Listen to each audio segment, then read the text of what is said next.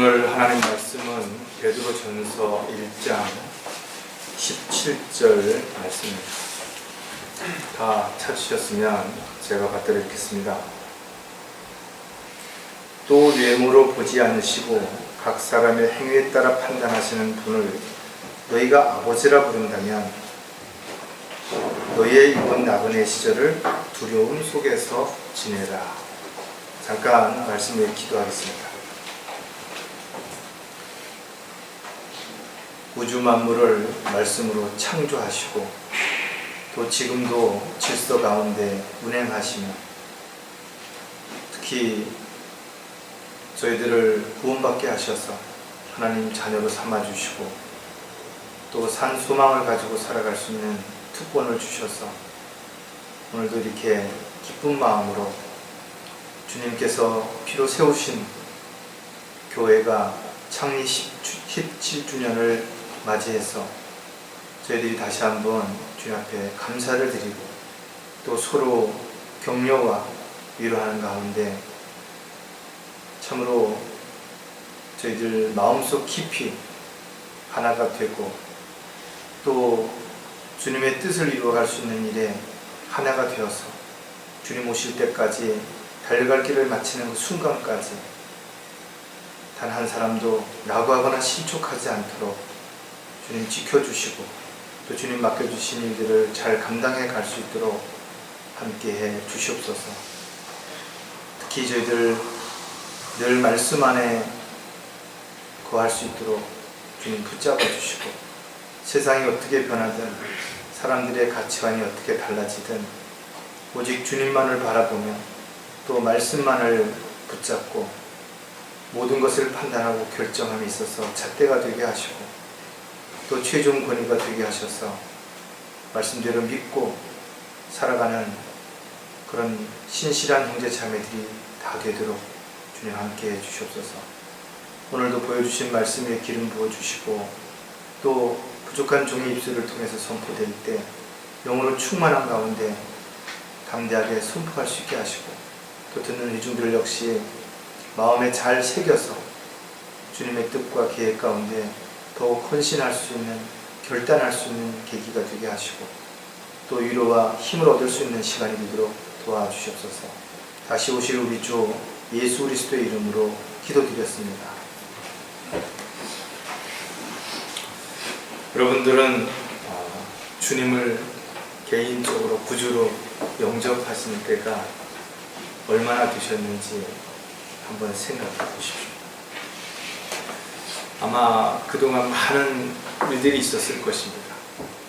때로는 정말 어렵고 힘들고 고통스러운 일도 있었을 것이고 때로는 정말 어딘가를 도피하고 또 외면하고 부인하고 싶은 생각이 들었을지도 모릅니다. 그러나 성령께서 그때마다 여러분들을 붙잡아 주시고 또 인도해 주시는 가운데 잘 견뎌내고 이겨내서 지금 여러분이 이 자리에 있는 것입니다. 하나님의 피로 세우신 이 교회가 그동안 마귀의 온갖 술책과 미혹과 영적 전쟁으로 인해서 어려움을 겪었음에도 불구하고 창립 17주년을 맞이했다는 것은 놀라운 일인 것이에요. 분명한 것은 마귀는 앞으로도 더 아주 간교하게 여러분들을 이간질시키고 분열시키려고 할 것입니다. 또 교회를 파괴하고 넘어뜨리려고 할 것이에요. 하지만 중요한 것은 주님께서 분명 지켜주시고 돌봐주시고 보호해 주시겠다고 약속하셨기 때문에 우리가 포기하지 않는 한 절대로 우리는 실패하지 않을 것입니다. 물론 앞으로 지역교회가 더욱 강성해져서 하나님께서 맡겨주신 일들을 잘 감당하기를 우리는 간절히 바라고 있지만 더더욱 중요한 것은 저와 여러분 각자의 역할 또 각자의 몫이 있다는 사실을 기억하셔서 자신에게 주어진 신앙생활에서의 어떤 열매들이 지속적으로 맺어질 수 있게 되기를 바라는 것입니다. 저와 여러분이 정말 주님 오실 때까지 믿음을 지키고 또 지역교회의 회중으로서의 역할을 충실히 하려면 반드시 오늘 본문에서 봤던 것처럼 나그네 시절을 두려움 가운데서 지내야 한다는 것입니다. 그래서 오늘 설교 제목은 나그네 시절을 두려움 속에서 지내려면 여러분은 정말 하루하루 주님을 두려워하는 그런 마음으로 살고 있는 것인가요? 정말 하나님을 아버지라고 부른다면 그 아버지의 자비로우심, 은혜, 사랑만을 기억하는 것이 아니라 또한 여러분들이 잘못했을 때 거기에 대한 징계를 내리시고 절대로 죄를 묵과하지 아니하시는 분이심을 또한 여러분 기억하고 있는 것인가요? 세상에 태어난 사람들은 누구나 다 아버지가 있기 마련인 것입니다. 그러나 그 아버지들은 다 동일하지 않습니다. 다시 말해서 아버지들은 다 좋은 아버지가 아니라는 것이에요. 어떤 아버지는 무책임하고 또 무능력한 아버지도 있고 자식들을 위해서 아무것도 하지 않는 게으른 아버지도 있죠. 심지어는 자식들을 폭행하고 자식들을 이용해서 돈을 벌기도 하고 또는 자신의 어떤 유익을 위해서 자식을 사지로 내모는 그런 아버지도 있다라는 것입니다. 그래서 의외로 많은 사람들이 아버지를 미워하고 또 아버지를 욕하며 불평하며 살아가는 사람들도 얼마든지 있을 수 있는 것이에요. 물론 세상에 나쁜 아버지만 있는 건 아니죠. 정말 좋은 아버지, 훌륭한 아버지, 능력 있는 아버지, 자식들을 사랑하는 그런 아버지들도 있습니다. 따라서 우리는 어떤 아버지를 사랑하고 미워하는 것은 각 사람들만의 어떤 환경과 여건일 수도 있고 또 특권일 수도 있을 것이지만 이것은 스스로가 선택할 수 없었기 때문에 좋은 아버지를 만나는 것은 복이라고 이렇게 말할 수도 있을 것입니다. 하지만 아무리 좋은 아버지를 만났다 하더라도 그래서 이 세상에서는 조금 잘 먹고 잘 살고 또 편안하고 여유로운 삶을 살았다 하더라도 결국은 그 아버지와 언젠가는 헤어져야만 된다는 것입니다.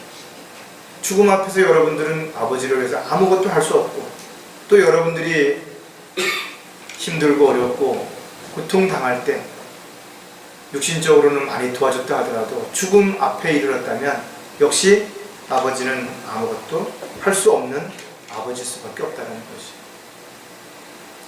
하지만 우리가 한 가지 중요한 것은 우리에게는 육신의 아버지가 아닌 또 다른 아버지가 계시다라는 것입니다. 또 다른 아버지는 모든 것을 하실 수 있는 능력이 있으신 것이에요. 모든 것을 다 아실 수 있고 또 모든 불가능한 것을 없게 하실 수 있는 위대하신 아버지가 한 분 또 계시다라는 것입니다. 위대하신 하나님 아버지는 자비로우시고 은혜로우시죠. 사랑이 많으시고 의로우시고 신실하신 것입니다.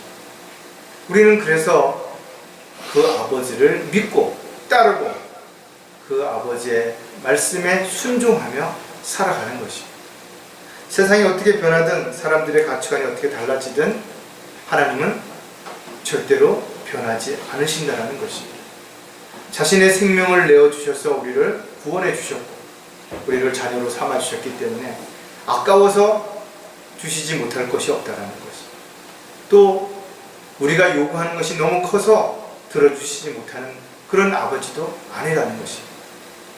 그렇다면 저와 여러분이 아버지 하나님께서 허락하시는 범위 안에서 하나님을 기쁘시게 해드리는 삶을 살고 있다면 필요한 모든 것들은 분명히 하나님께서 공급해 주신다는 약속을 여러분 믿고 기도한다면 결코 여러분들은 육신적으로는 잠시 힘들고 어렵다 하더라도 가장 가치 있고 의미 있는 삶을 살아갈 수 있게 될 것입니다.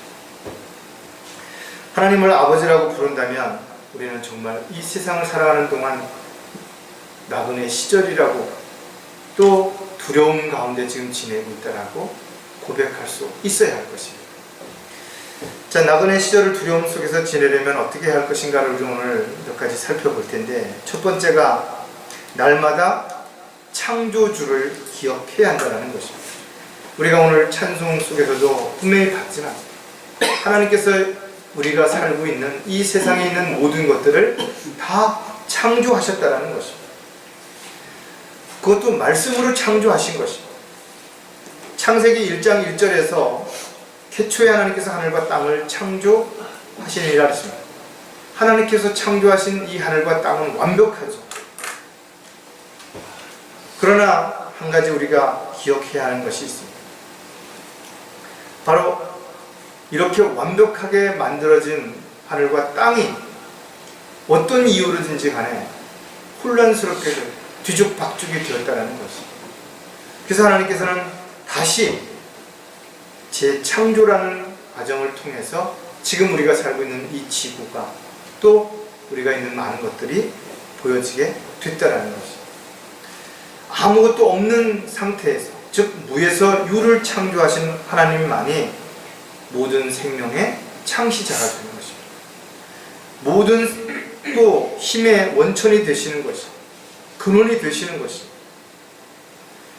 많은 사람들이 교육을 통해서 진화론을 배우지만 또 그런 것들을 몸소 실천하기 위해서 생명공학이라는 이름 하에 또한 특별한 어떤 생명체를 만들려고 하지만 또 우주로 나아가려고 하지만 이 모든 것들이 또 다른 바벨탑을 쌓는 죄라는 사실을 그들은 알지 못하고 있는 것입니다. 나는 빛도 조성하고 어둠도 창조하며 나는 평안도 만들고 악도 창조하나니 나 주는 이 모든 일을 표하느니라. 하나님께서 창조하신 것은 분명한 이유와 목적이 있다는 것입니다. 따라서 저와 여러분은 그 창조의 질서 가운데서 늘 창조주를 기억해야만 할 것입니다. 날마다 창조주를 기억해야 하는 여러 가지 이유들이 있습니다. 그 중에서 또 우리는 세 가지를 차례대로 살펴볼 텐데, 우주의 구성 요소들을 창조하셨기 때문이라는 것입니다. 여러분들이 혹시 밤하늘에 떠 있는 수많은 별들을 아마 보신 적 있으실 것입니다. 그 많은 별들이 하나만 궤도를 이탈하게 되면 엄청난 충돌이 일어나게 되겠죠. 그건 결국은 무질서 속에서 혼란을 초래하게 되는 결과를 가져오게 될 것입니다. 지금 우리가 살고 있는 이 지구는 수많은 별들에 비하면 먼지 하나에 불과한 것입니다. 그만큼 하늘에는 수많은 별들이 있다는 것입니다. 어떤 별은 우리가 살고 있는 이 지구의 수백만 배가 더 되는 크기를 가지고 있고, 하지만 우리는 이런 모든 것들이 하나님에 의해서 창조되었으며 하나님의 계획 가운데 질서 가운데 그렇게 창조되었다는 사실을 우리는 분명하게 알 수 있는 것입니다. 시편 33편 6절에 보니까 주의 말씀에 의하여 하늘들이 지음을 받았으며 그것들의 모든 군상도 그의 입김으로 되었도다 하였습니다. 수천억 개의 별들이 모여서 하나의 은하계를 만들었는데, 그런 은하계가 또 우주에 수없이 많이 있다는 것입니다.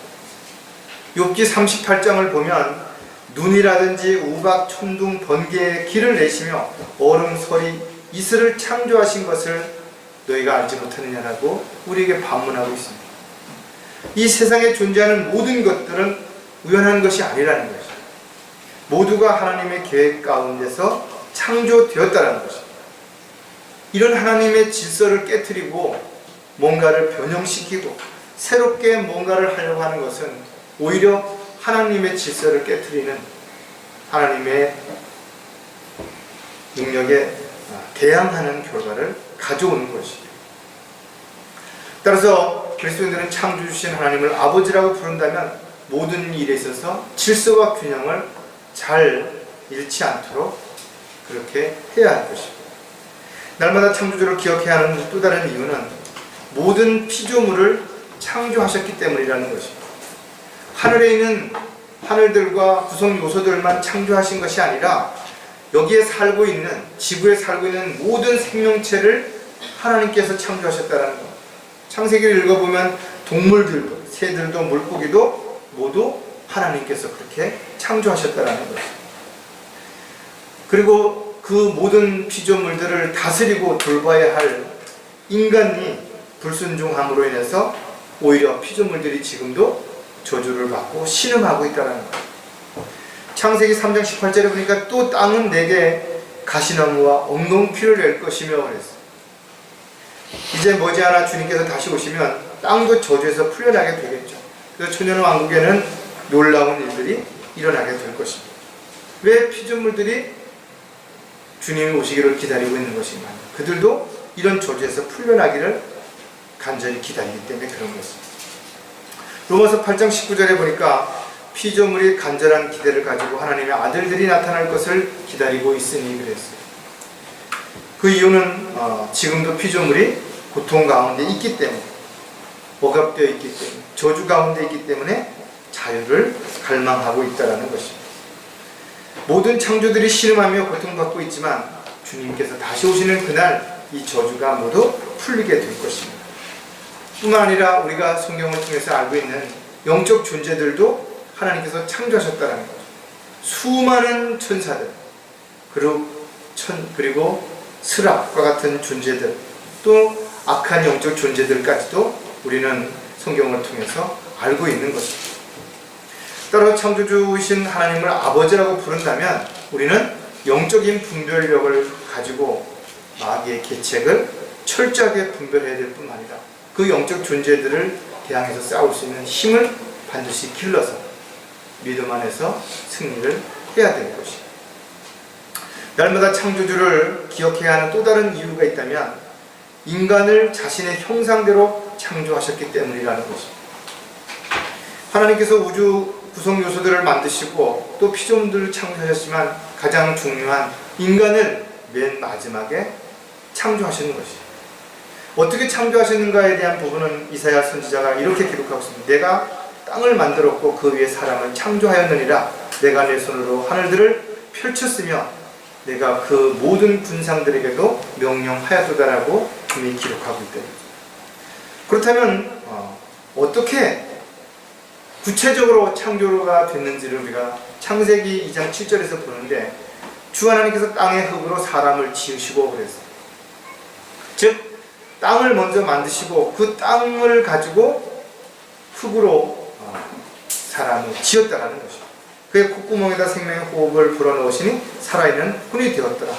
즉 하나님께서는 무엇을 근거로 해서 사람을 만드셨는가 하는 부분들을 우리가 창세기 1장 27절에서 정확하게 알 수 있는데 그리하여 하나님께서 자신의 형상대로 사람을 창조하시니 곧 하나님의 형상대로 그를 창조하셨으며 그들을 남자와 여자로 창조하시느니라. 즉 아버지 하나님과 성령 하나님과 또 예수 하나님과 같이 영과 혼과 몸을 가진 형태로 인간을 만들었다라는 거죠.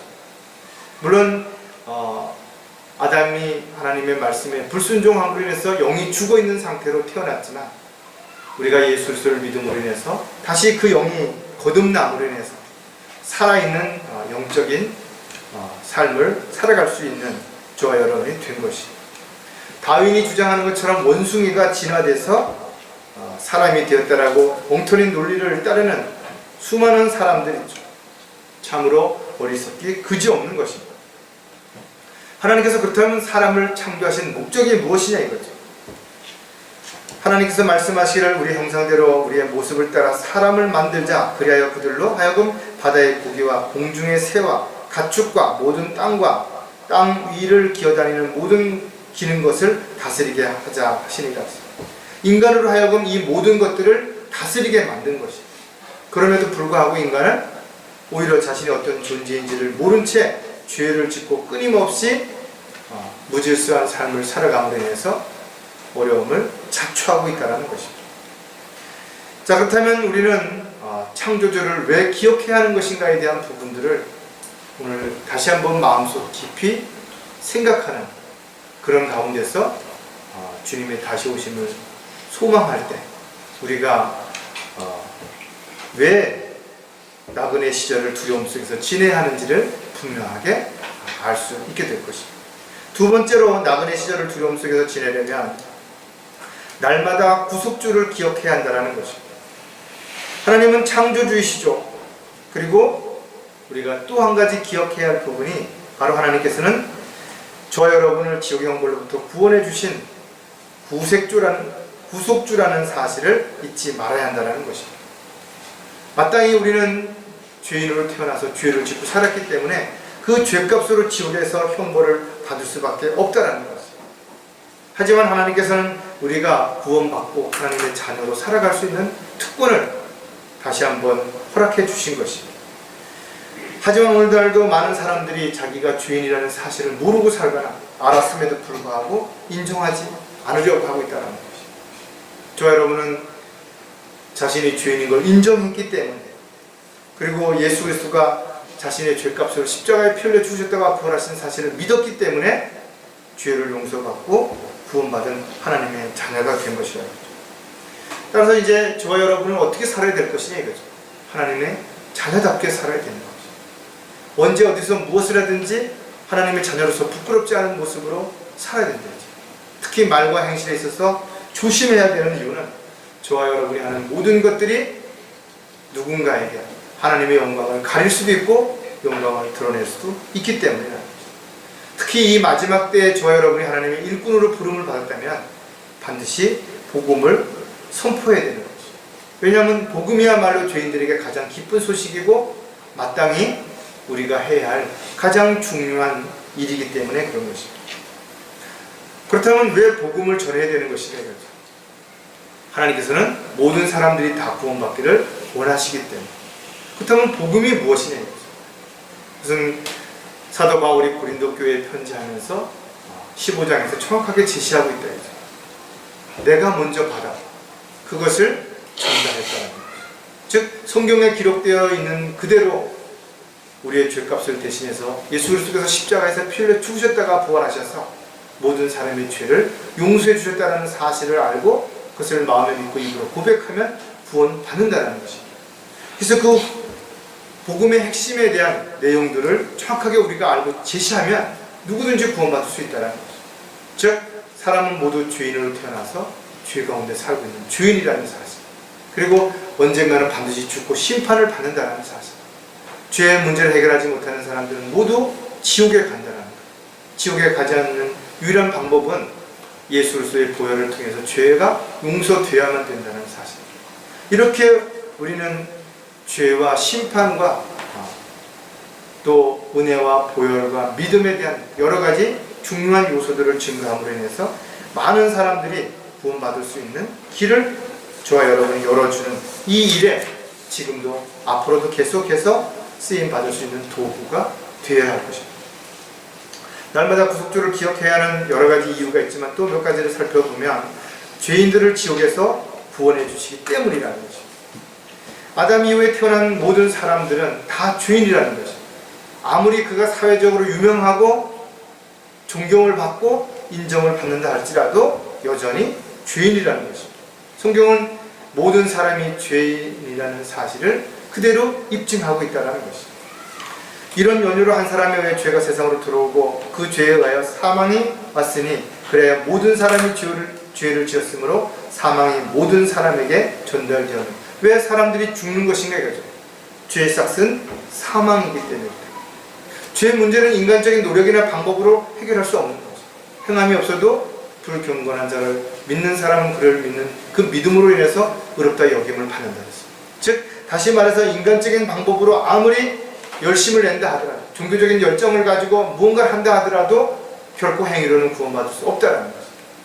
예수님께서 다 이뤄놓으신 그 사실을, 즉 구원 계획을 완성하신 그 사실을 마음에 믿고 입으로 고백하는 사람만 구원받을 수 있고, 이 기회는 지금 모든 사람에게 하나님께서 허락해 주시고 있다는 겁니다. 구원을 받는 방법도 너무나 쉽죠. 로마서 10장 9절에 보면 내가 내 입으로 주 예수를 시인하고 또 하나님께서 그를 죽은 자들부터 살리신 것을 내 마음에 믿으면 구원을 받으리라. 두 가지인 거예요. 하나는 마음에 믿는 것과 입으로 시인하는 것입니다.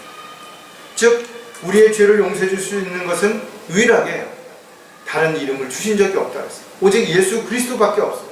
또 예수 그리스도께서 저와 여러분을 대신해서 십자가에 흘리신 보혈만이 우리를 죄에서 구원해 줄 수 있다는 것입니다.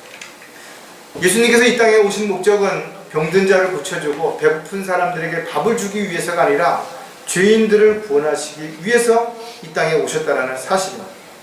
따라서 저와 여러분이 지옥에서 구원받고 하나님의 자녀로 살아갈 수 있는 이 특권은 오직 예수 그리스도를 통해서만 그것이 가능하다는 것입니다.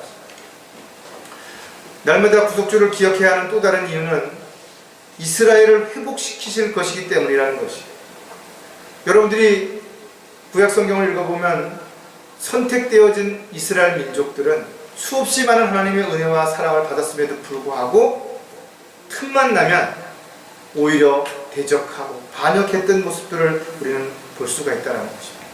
특히 솔로몬 왕 다음 시대에 와서 남유다와 북이스라엘이 분열되고 바벨론과 아시리아로 잡혀가면서부터 마치 막을 내린 것처럼 또 하나님께서 그들을 외면한 것처럼 그들은 떠돌이 유목 생활을 했지만 결과적으로는 그들은 또다시 선지자들이 예언했던 것처럼 포로를 마치고 돌아왔고 또 그들이 1948년에 독립하여서 하나의 국가가 된 것입니다. 그러나 여전히 그들은 민족적으로는 메시아를 인정하고 받아들이지 않고 있다는 것입니다. 어떻게 보면 지금도 그들은 자신들 나름대로 율법적인 어떤 개념에서 뭔가를 하려고 애를 쓸 것입니다. 하지만 주님이 다시 오실 때 그들은 민족적으로 회개하게 되고 대환란이라는 과정을 통해서 그들은 예수 그리스도를 구주로 받아들이게 될 것입니다.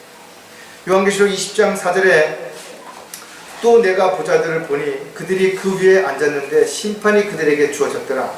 또 예수에 대한 증거와 하나님의 말씀으로 인하여 목배임을 당한 사람들의 혼들도 보았는데 그들은 그 짐승에게나 그 형상에 경배하지 아니었을 뿐만 아니라 그의 표를 그들의 이마 위에나 손에도 받지 아니했더라. 그러므로 그들은 살아서 그리스도와 함께 천년을 통치하리라.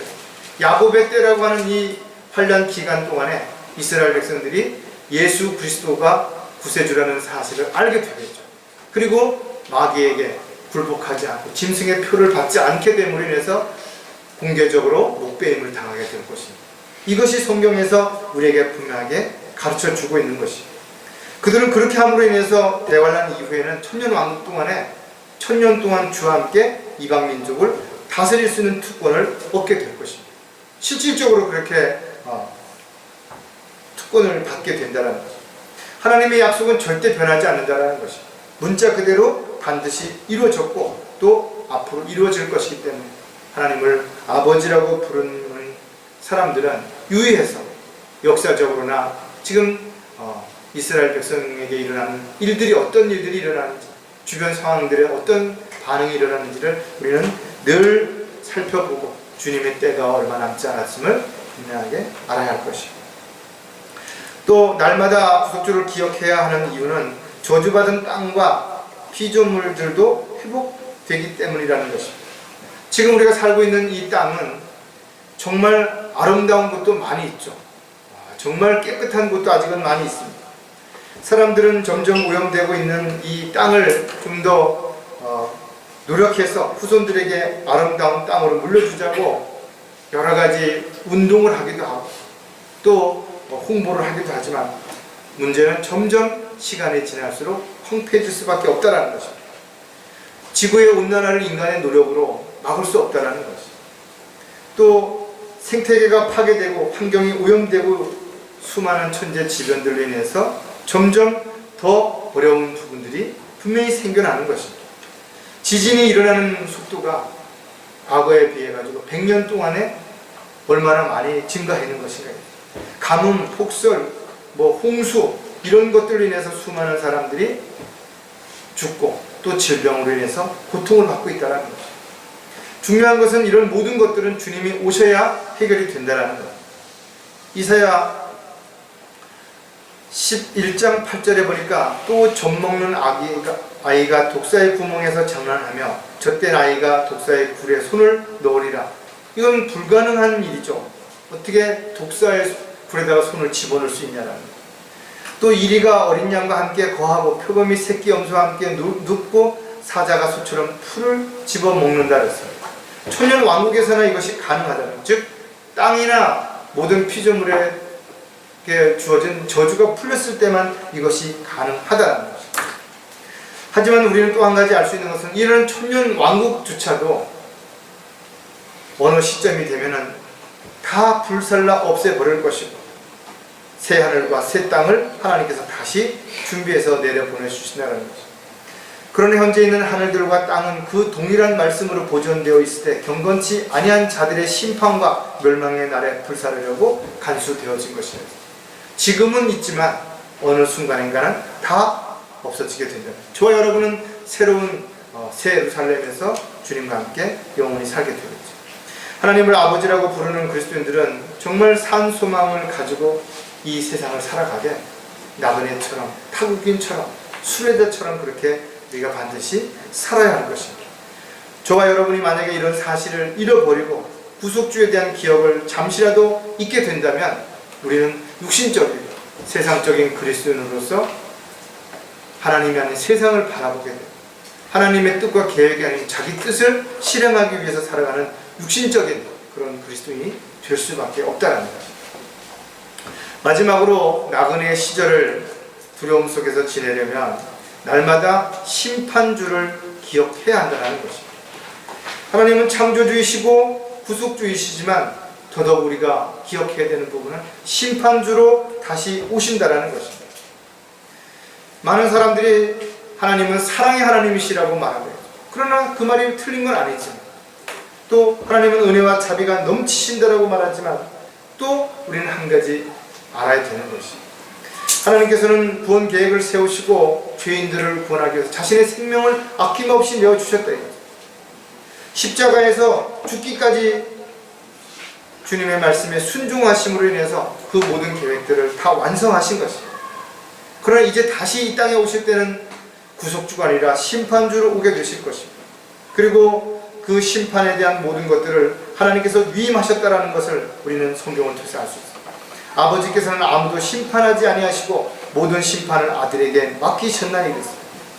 마귀는 물론 그를 따르던 천사들 그리고 구원받지 못한 모든 죄인들 배부자 심판석에서 그들을 불타는 불못으로 던져지게 되겠죠. 이 심판을 주님께서 하실 것입니다. 그럼 우리 또 한 가지 기억해야 되는 것은 구원받은 그리스도인들도 심판을 받을 때가 온다라는 것입니다. 바로 그 심판은 주님이 오셨을 때 우리가 공중에 들어 올라가서 그리스도의 심판석 앞에서 자신의 행한 대로 심판을 받게 될 것입니다. 즉 주님을 만난 이후에 어떻게 사는 것인가에 대한 평가를 반드시 받게 될 것입니다. 그 결과 어떤 사람들은 잘했다고 칭찬을 듣겠지만 또 어떤 사람들은 수치와 부끄러움을 당하게 되는 사람들이 있을 것입니다. 따라서 저와 여러분이 지금 힘들고 어렵지만 정말 주님이 다시 오시는 것을 믿고 있다면 또 주님 앞에 빈손으로 나가지 않기를 바라고 있다면 지금 자신이 할 수 있는 일이 또 지금 해야 하는 일이 무엇인지를 정확하게 잘 분별해서 주님을 기쁘시게 해드리는 그런 삶을 살아간다면 결코 저와 여러분이 주님 앞에 섰을 때 수치와 부끄러움을 당하지 않게 될 것입니다. 날마다 심판주를 기억해야 하는 몇 가지 이유를 또 살펴볼 텐데, 날마다 심판주를 기억해야 하는 것은 보좌를 넘보았던 마귀를 심판하기 때문이라는 것입니다. 지금은 우리는 마귀가 두려움의 대상이 될 수도 있죠. 또 우리를 사사건건 장애가 되고 걸림돌이 되는 것도 분명하다는 것입니다. 그러나 그 영적 존재들 또한 반드시 심판받을 때가 오게 된다는 것입니다. 루시퍼는 하나님을 대적하는 그 시간 전까지는 완벽하게 창조된 피조물이라고 성경에 기록하고 있다. 너는 내가 창조된 날로부터 죄악이 내게서 발견되기까지 너는 내 길에 완벽하도다. 그런데 이 루시퍼가 하나님의 보좌를 넘봄으로 인해서 결국은 쫓겨나게 되는 결과를 가져오게 되고 그 이후 마귀가 되어서 세상의 통치자가 되어서 이 세상의 신이 되어서 끊임없이 사람들로 하여금 죄를 짓게 만들고 그 죄인들이 회개하고 돌이키지 못하게 막고 있다는 것입니다. 그는 고소자이며 밤낮 우는 사자와 같이 삼킬 자를 찾아 지금도 우리 주변을 서성이고 있다는 것입니다. 하지만 주님이 다시 오셨을 때 그는 잡혀서 깊은 구령에서 1000년 동안 갇혀 있을 것이고, 그러나 천년왕국이 끝난다면 다시 풀려나서 또 다른 불평을 가진 하나님을 믿지 않는 사람들을 규합해서 곡과 마곡의 전쟁을 일으키게 될 것입니다. 그리고 이 전쟁에서 주님은 말씀으로 그들을 완전히 진멸하게 되고 심판을 통해서 불못에 던져지는 결과가 되게 될 것입니다. 요한계시록 20장 10절에 보니까 그들을 미혹하던 마귀가 불과 유황못에 던져지니 그곳에는 그 짐승과 거짓 선지자들도 있어 영원 무궁토록 밤낮 고통을 받으리라. 자비로고 은혜로우신 하나님께서 왜 이런 지옥과 불못을 만드신 것인가? 그것은 성경에서 정확하게 가르쳐주고 있죠. 사람을 위해서 만든 것이 아니라는 거예요. 바로 마귀와 그를 따르는 천사들, 대적자들을 벌주기 위해서 만들었는데 사람들이 죄를 회개하고 돌이키지 않기 때문에 마귀를 따르기 때문에 그곳에 간다는 거예요. 마태복음 25장 41절 후반부에 보면 저주받은 자들아 내게서 떠난 마귀와 그의 천사들을 위하여 준비한 영원한 불 속으로 들어가라. 분명히 마귀와 그를 따르는 천사들을 위해서 만들었다는 거죠. 결국 마귀에게 속은 사람 또는 마귀를 믿고 따랐던 수많은 사람들은 영원토록 불못에서 고통을 받게 될 것입니다. 그럼 왜 하나님께서는 이런 사실을 알면서도 왜 마귀를 지금 즉시 심판하지 않는 것이고 왜 세상의 유혹을 막아주지 않는 것인가? 그것은 하나님께서 인간들로 하여금 스스로 자기 의지를 통해서 하나님을 믿고 섬기고 따를 것인가를 보기 위해서 그렇게 하셨다는 거죠. 즉 하나님을 아버지라고 부르는 그리스도인들은 어떤 일도 억지로 하거나 마지못해서 해서는 안 된다는 거죠. 반드시 기쁨으로 자원해서 함으로 인해서 주님을 기쁘시게 해드리는 삶이 아니라면 결코 주님을 기쁘시게 할 수도 없지만 열매 또한 맺지 못하게 된다는 것이죠. 날마다 심판주를 기억해야 하는 또 다른 이유는 모든 죄인들을 심판하시기 때문이라는 것입니다. 죄인들은 반드시 그 죄값으로 죽는 것이에요. 예외가 없습니다. 어떤 사람도 마찬가지고 앞으로도 그렇게 될 것입니다. 왜냐하면 죄의 싹은 사망이기 때문에 다른 어떤 것으로도 그것을 대신할 수 있는 방법이 없다라는 거죠. 특히 사람이 한 번 죽는 것은 정해진 것이지만 그 뒤에 끝나는 것이 아니라 심판이 있게 되고 그 심판의 결과에 따라서 어떤 사람들은 영원히 지옥에서 고통을 받게 되고 어떤 사람이 영원히 주님과 함께 살게 된다는 것이죠. 특히 백보자 심판석에서는 지옥에 갔던 수많은 사람들이 벌레 같은 모습으로 다시 올라와서 허공에 서서 자신의 죄값으로 인해 다시 심판을 받게 되고 영원한 불못에 던져지는 그런 모습을 저와 여러분은 보게 될 것입니다. 그 가운데는 사랑하는 사람들, 또 가족들, 친척들, 친구, 이웃 이런 사람들도 포함되어 있을 수 있기 때문에 우리가 복음을 전파하지 않는다면 우리는 피눈물을 흘릴 수밖에 없다는 사실.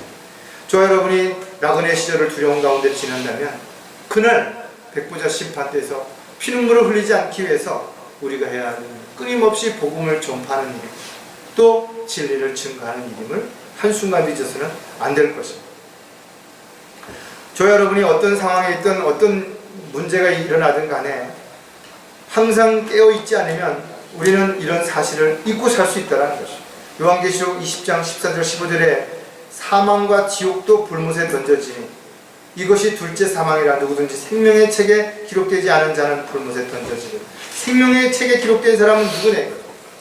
성경에서 누구든지 예수 그리스도를 믿고 구원받은 사람들은 즉시 성령을 통해서 인을 쳐줄 뿐만 아니라 하늘나라의 생명책에 이름이 기록된다 그랬대요. 저와 여러분은 생명책에 기록이 되어 있고 주님이 오셨을 때 천사의 너팔소리와 함께 각자 자신의 이름이 불려질 것이고 우리는 눈 깜짝하는 사이에 변모돼서 주님 앞으로 올라가게 될 것입니다. 그러나 교회를 아무리 오래 다녔든 또 교회에서 얼마나 많이 봉사하고 얼마나 많이 일을 했든 간에 거듭나고 구원받은 사실이 없다면, 즉 하나님의 자녀로 하늘나라의 생명책에 이름이 기록되지 않은 사람들은 결국은 대환란에 들어가게 될 것이고, 그들은 돌이킬 수 없는 그런 상태에서 심판주이신 주님을 만나게 될 것입니다. 주님이 다시 오셨을 때는 어떤 기회가 주어지지 않는다 이거죠. 따라서 이 시대에 하나님을 아버지라고 부르는 그리스도인들은 구원받은 일에 대해서 정말 감사해야 되는 것, 기뻐해야 되는 것뿐만 아니라 아직까지 구원받지 못한 수많은 사람들이 지옥을 향해 달려가고 있다는 사실을 잊자 그들에게 복음을 전하는 일들을 지속적으로 행해야 된다는 것을 또한 우리가 기억해야 할 것입니다. 날마다 심판주를 기억해야 하는 이유는 구원받은 자녀들도 심판하시기 때문이라는 것입니다. 이스라엘 민족들은 대환란 기간 동안에 그들은 야곱의 딸이라고 하는 그 시간에 엄청난 환란을 통과해야만 구원받게 되겠죠. 그러나 저와 여러분 또한 하나님의 은혜와 사랑 가운데서 구원받았다 할지라도 우리가 또다시 하나님의 뜻과 계획에서 벗어났다면, 또 죄를 짓고 있다면 우리는 반드시 하나님의 자녀임에도 불구하고 거기에 따른 징계를 받게 된다는 거예요. 성경은 징계는 사랑하는 자들에게 내려지는 또 다른 하나님의 사랑이라고 우리에게 가르쳐주고 있습니다. 주께서 그의 사랑하는 자를 징계하시고 그가 받으시는 아들마다 매질하시느니라고 하신 거죠. 다시 말해서 저와 여러분에게 잘못을 저질렀을 때 징계를 내리시는 것은 우리가 바른 길로 돌이켜서 주님이 원하시고 기뻐하시는 삶을 통해 더 많은 것을 얻게 하기 위해서 그렇게 한다는 것입니다. 따라서 설사 우리가 잘못했을 때 징계를 받는다 하더라도 낙담하거나 또는 가볍게 여기서는 안 될 것입니다. 오히려 징계를 받을 때 감사하고 다시는 그와 같은 징계를 받지 않기 위해 우리는 자신의 모든 생활을 돌아보고 또 철저하게 경계하고 돌이켜야 될 것입니다. 고린도후서 5장 10절에 이는 우리 모두가 반드시 그리스도의 심판석 앞에 나아가서 선이든지 악이든지 각자가 자기 몸으로 행한 것들을 받을 것이기 때문이라 했습니다.